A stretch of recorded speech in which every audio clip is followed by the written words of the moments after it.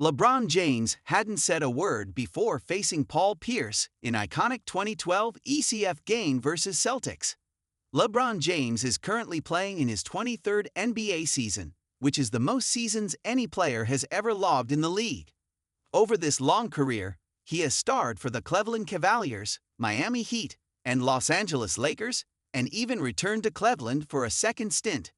Across these years, he has faced countless high-pressure moments, and one of the most intense of those nights has just been revisited by one of his former coaches. One of LeBron James' intense moments has been revealed.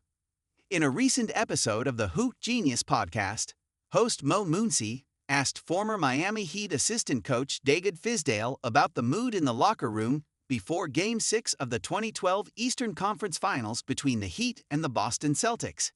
If we see that the Heat were down 3-2 in the series, many fans remember that game as one of the greatest performances of James' career, but few knew what he was like before tip-off. Fizdale explained that the atmosphere had already become tense because of something Paul Pierce had said earlier. He shared that even between himself and James, the usual easy conversations were not there. For 2 days, LeBron really hadn't said a word.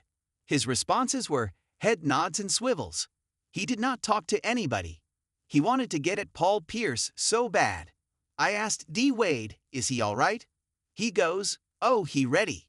I went down the SPO and said, if this feels like I think it feels, stay out of the way, bro, said Fizdale during the podcast. If we see that Fizdale began his coaching career in 1998 as an assistant coach at the University of San Diego, his alma mater, where he worked until 2002. He then spent time at Fresno State before making his way to the NBA. In 2008, Fizdale joined the Miami Heat coaching staff under head coach Erik Spoelstra. James' mental approach was clearly visible in Game 6. He stayed calm before the storm and let his game do all the talking. That focus paid off in a big way.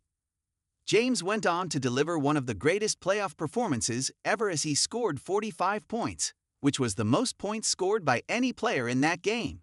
Dwyane Wade supported him with 17 points, while the Celtics struggled to keep up.